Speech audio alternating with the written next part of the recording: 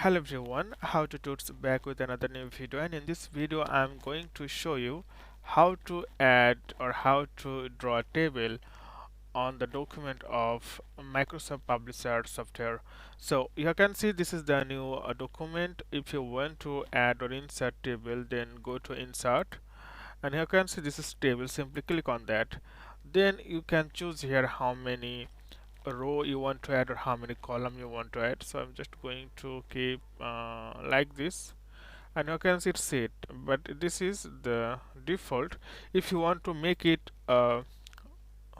longer, then you can see if you uh, put your cursor on the corner, then you can just drag, and it is like that. Okay, I just change the position. Okay, so this is thing.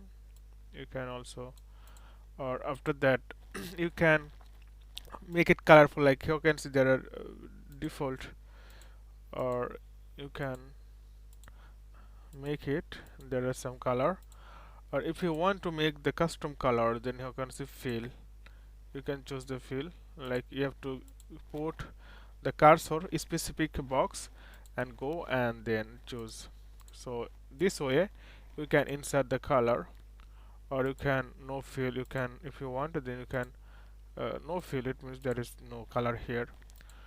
So there are many options available here. You can try according to your project thing.